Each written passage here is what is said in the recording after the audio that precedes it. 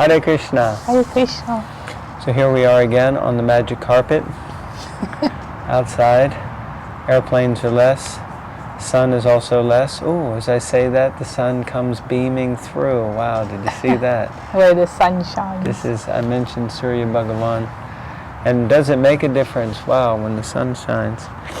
Okay, so we're reading from the Bhagavatam.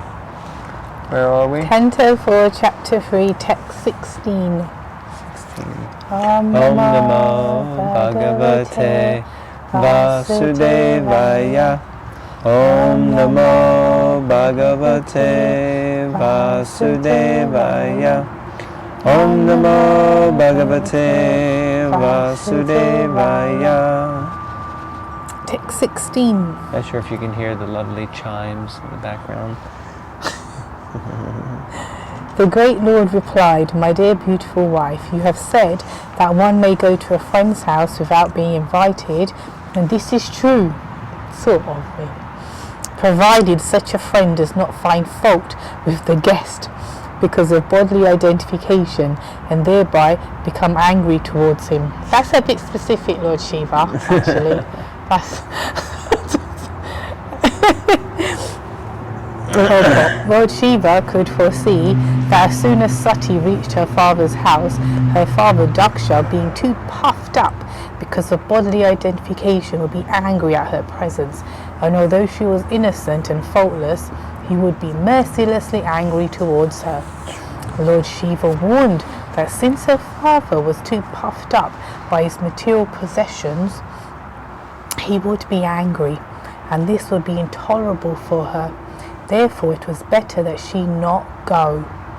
This fact was already experienced by Lord Shiva, because although Lord Shiva was faultless, Daksha had cursed him in so many harsh words. So, Lord Shiva here is just trying to be kind or advising his wife, trying to reason with her. But as we can see and we'll see, she's not on the Gyan level of mental stability at this point. She's on the Bhav or emotional level. So when someone's on an emotional level, you can't always connect on the Gyan level. Sometimes they just need to be interacted with in other ways. Makes a lot of sense. Very powerful. Very important. Very true. Nonetheless, because Lord Shiva is a Mahajan, he's a great leader, he's in charge of the material modes of nature. It's no small feat to be in charge of that. He's going to not give the wrong advice, as it were, you know? And sometimes, like we see recently, sometimes if you're in some distress or upset, which we all get from time to time, we know who we can go to get that specific advice. So we know, I'm feeling emotional. To get good advice. No, specific, meaning when I'm in a certain mindset because I'm upset, I know which friend, which devotee to go to who's going to agree with me totally, and just, it won't be necessarily good for me, but she'll agree with me, or go to a wise one who I know will just, and I know it soothes me and I get it, and they pull me up in consciousness. And of course, if I go to someone who's much more senior to me, I don't expect them to go down on my level at that point where I'm at. And so recently we had an example where someone was upset, and then they went to another devotee asking for the advice, and obviously that devotee gave their level on their advice on the level where they're at and where they're seeing things. And then the devotee who was on a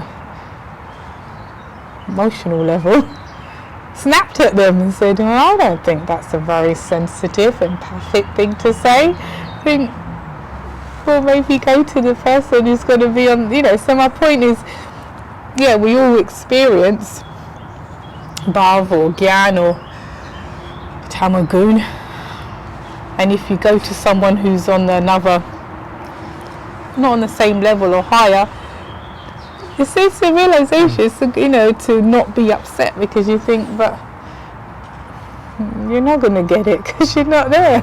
Well, I guess the challenge is you go to someone to get advice or input into a situation, and it's not up to you to then chastise them anyway. No. And tell them, that's not good advice. Like, well, then go away. Go advise yourself and leave me out of it then. I'm just trying to be your friend. Because often it's like that. The best friends will give us the best advice, which we basically don't want to take. Yeah. And but there is there is a way to sometimes be with people and acknowledge their hurt, acknowledge their upset, acknowledge, be empathic, and that is all extremely useful and valid. But if you go to someone and say, I would need your advice, and then they give it to you, and you tell them that's not good advice and it wasn't the right way to give it, that doesn't make sense in any sphere. What to speak of if the person is a senior devotee, but in any situation in life. No, it's almost like a comedy. It's a comedy, like you go to a doctor or a lawyer and then they tell you something, like, what you're talking about, why'd you say that? Yeah, exactly. You came to me. That was an example I was giving, a real life example. But the point is, so for Lord Shiva, he's coming from this, like I said, the Gyan or intellectual, philosophical advice level, but his wife is, she's emotional, and she's naturally emotional because it involves her husband and involves her father. So in both ways, not just one. If it's just your husband, okay, you're going to be attached and be upset. And if it's just your father, the same way. But it involves two personalities, male sheltering personalities, that are, there's disturbance there. So she's already disturbed. Then, that's what I got out of it. That he's coming from a level that it may not be appreciated. Yeah, of course. So, we'll deal with it. This is the thing when you sit outside, there's so many bugs. Oh, alright, anyway. We'll get to the next one in a minute. Hold on. Hold on. Oops, ready to go. Well, you can go ahead and read. Alright, I'll read, because you don't need to watch him catching a bug. Text 17. Although the 6 qualities, education, austerity, wealth, beauty, youth and heritage, are for the highly elevated, one who is proud of possessing them becomes blind, and thus he loses his good sense and cannot appreciate the glories of great personalities. Okay, so I'll take over now.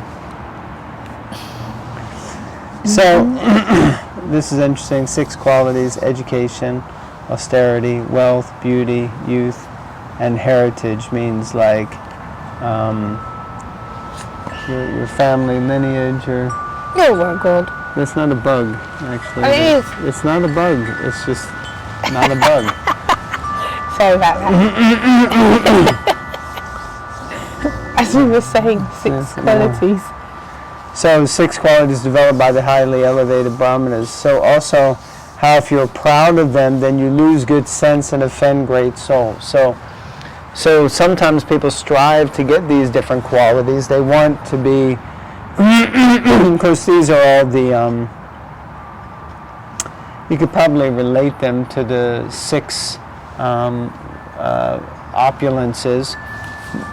But, basically people want wealth, they want education, they want beauty, they want youth, heritage, good lineage. So all of these things they want. But when you get them, you become proud, and then that pride causes upset or offense, and then you lose everything. Anyway, let's see what Prabhupada has to say. It may be argued that since Daksha was very learned, wealthy, and austere, and had descended from a very exalted heritage, how could he be unnecessarily angry towards another?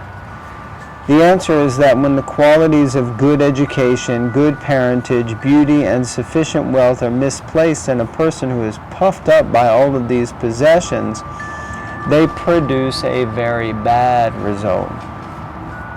Milk is a very nice food, but when milk is touched by an envious serpent, it becomes poisonous. Similarly, material assets such as education, wealth, beauty, and good parentage are all undoubtedly nice, but when they decorate persons of a malicious nature, then they act adversely. Another example given by Chanakya Pandit is that a serpent that has a jewel on its head is still fearful because it is a serpent. A serpent by nature is envious of other living entities, even though they be faultless. When a serpent bites another creature, it is not necessarily because the other creature is at fault. It is the habit of the serpent to bite innocent creatures.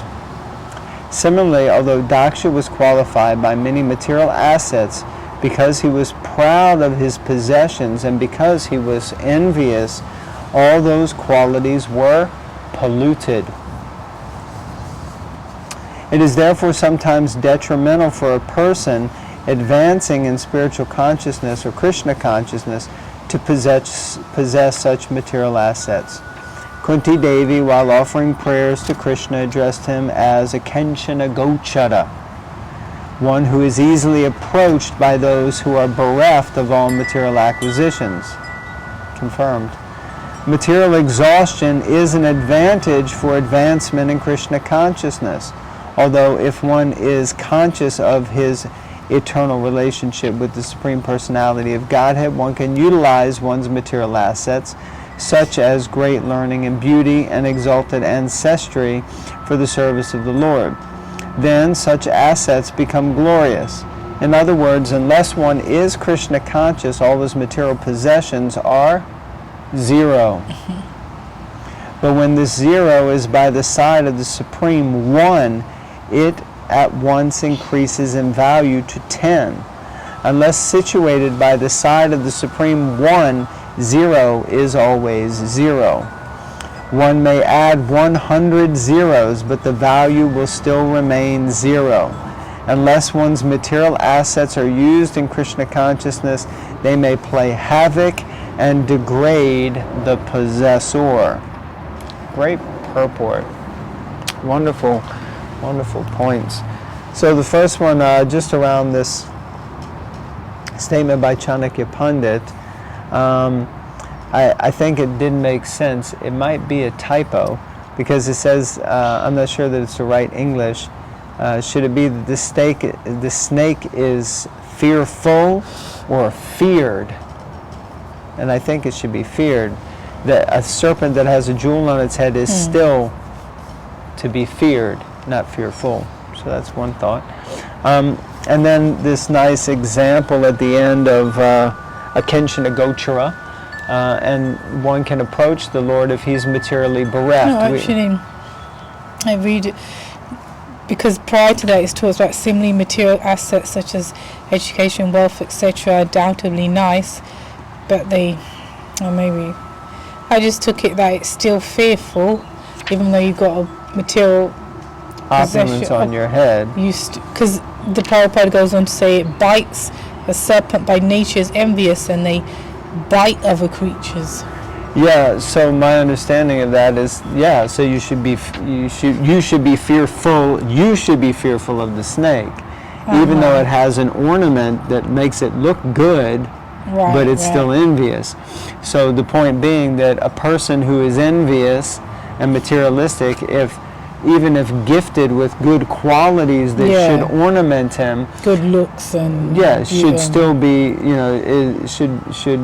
we should be fearful of them, not that they're still fearful. Okay. I think that's what I think. If anyone has any other thoughts, you can please put it in the comments. Confirmed. So then this point of a Kenshana Gochara, which is a very, very valid point, that if one is bereft of material acquisitions and material opulences, then one depends more on the Lord, So, and when you have these material opulences, the tendency might be to just depend on your own intelligence or your own wealth or your own competency in some way. It's not an absolute thing, as Prabhupada also qualifies by saying that one who's advanced and understands his position to Krishna, he can use everything in Krishna's service. So it doesn't matter if he's wealthy, beautiful, famous, from good lineage, etc., etc. And then the final point, which I love, is the 0 point. I use this all the time in talks where, Prabhupada says that all of your material assets are equal in value to 0. So that means whatever it is, intelligence, good looks, fame, fortune, family, good job, this, money, so many things, all equals 0. But if you put a 1 in front of them, then all those zeros add value, or the 1 adds value to all the zeros, and that 1 is Krishna. So if we add Krishna into our lives and we connect Krishna to whatever we're doing, whatever it is that we think has value, but which is actually valueless, if we add Krishna, then it becomes very valuable like that. So I really like that analogy. Okay, thank you. Okay. Text 18. Okay. One should not go to anyone's house, even on the consideration of his being a relative or a friend, when the man is disturbed in his mind and looks upon the guest with raised eyebrows and angry eyes. No one wants to go to someone's house and they make you feel like, why are you here? Yeah. Isn't it? Very good point. Yes.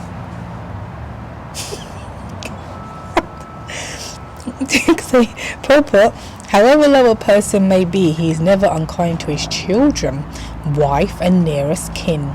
Even a tiger is kind to its cubs, for within the animal kingdom the cubs are treated very nicely.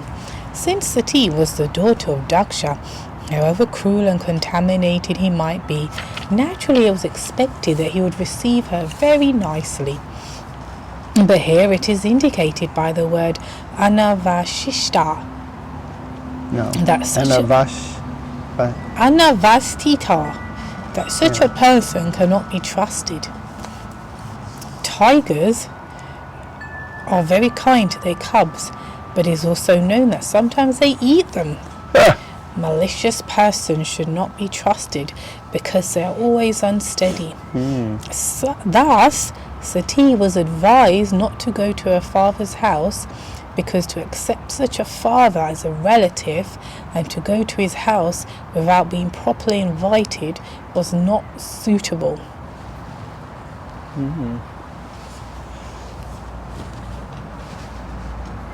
What? No, I'm just waiting for your comments. No. Yeah, I said it, it's true. No one wants to go to someone's house and then when you go they make you feel like, why are you here? So it's better not to go. Or they grudgingly invite you because it's the right thing to do for whatever reason, or they have to. And I think it's better just to stay away, really. Well, simple answers for complex problems. It's true. It's very true. Life's too short. Life's too short, then you die. Play more. Xbox. No. We just showed that video the other day. Bhakti Shastri students. Okay, so I think we'll finish there. All right. The plot thickens, and we can see husband and wife, Sati and Shiva, are having their conversation, and she really wants to go, and he's just trying to let her know that it's probably not going to end well if you do.